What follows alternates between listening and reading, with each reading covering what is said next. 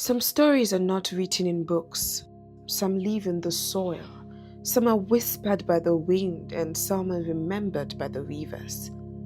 This one lives in water. And if you've ever heard a river sing while the rain falls gently, then maybe you've already heard a part of it. But let me tell you the whole story, as I saw it, as I lived it, and as I still remember it.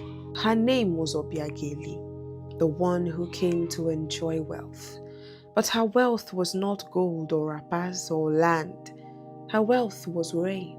She was born during the planting season, when the earth was hungry and it seemed like the sky had forgotten its children. The year the rain disappeared and made the ground crack like an old woman's heel. When the elders had climbed the hills to pour palm wine for Chuku and Allah to send us rain, but it looked like the clouds were deaf. That was when she came. I mean Obiageli. And from the moment her mother screamed with labor pains, the thunder struck. And when she was out of her mother's body, the rain fell hard, but not like it was angry, but like it was laughing. It was loud, but it still felt gentle and soft. It was the kind of rain that kisses leaves and blesses seeds, the kind that says, "You will not suffer." They said that no more followed her into this world, and that she came with Oko in her hands. Some said the gods gifted her to us. Others said the gods warned us. From when she could walk, Obiageli sang. She sang songs that no one taught her, songs that smelled of the forest and sounded like the song of the rivers. When she sang, the wind danced. When she laughed, the air cooled. One elder once said, and we believed him. But like all things too beautiful, her story took a turn. The day she turned 16, the sky wore a dark wrapper. Clouds rolled in from nowhere, and it rained from morning till night. This time it was violent, and it felt like a greeting from a distant friend. And so it was that evening he came. Nobody saw him arrive. He was just there, standing at the edge of the market square. He was tall, barefoot, dark as charcoal, with eyes that held no fear. He was very handsome. He didn't say anything, but when he saw Obiageli, it was as if the whole village was at a standstill. And she never asked who he was, or maybe she did and we never knew. She just smiled when she saw him, as if she had been waiting for him. From that day, he followed her like a shadow everywhere she went.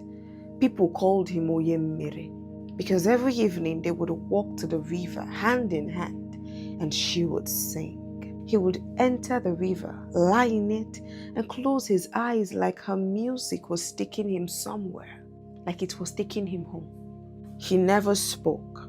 No one ever saw him eat, but it was as if the land listened to him.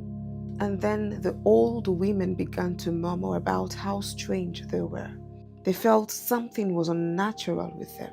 Then they began to murmur more, and then their murmurs turned to open conversations. And sometimes they taunted Obiageli's mother and denied her access to meetings. Obiageli's peers too began to act the same way.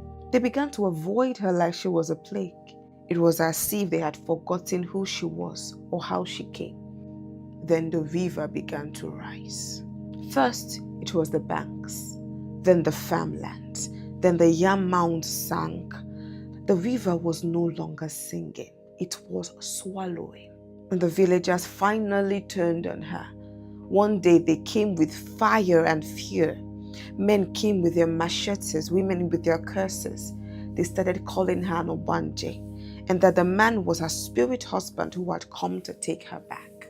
They demanded she send him away and that she chose them, the living. But Obiageli only looked at the stranger. He nodded, and she said, "When your mouths were dry, I gave you water. When your seeds cried, I called the sky to answer. But you have no love for balance. You want rain, but fear the river. I will go." Then she took his hands and they walked together to the river. Everyone followed them. No tears, no goodbyes. They just stepped into the river. Her mother begged and begged, but they held her back, telling her to see what they said has finally proven to be the truth. As her mother watched her disappear beneath the surface, the rain stopped and the wind hushed. The women consoled her mother as they all walked back to the village, relieved. The next morning, the river had returned to its path, calm like a sleeping child. Her mother still went back for her, of course, but days passed, weeks passed, she didn't turn up. They say she married the river, that she lives in the water now, guarding it, feeding it, singing it into kindness, because she was always a kind girl, but she didn't belong in this world. She went with most of the rain, but left them with little because her mother begged the river not to punish them. And it became that every year during planting season, if you rise early before the first cock crow and go to the river bank when the little rain has started, you will hear it. Her voice, sweet, soft, sad, singing a song that tastes like memory. I know this truth because I was there. I saw it all. And now you have heard it too.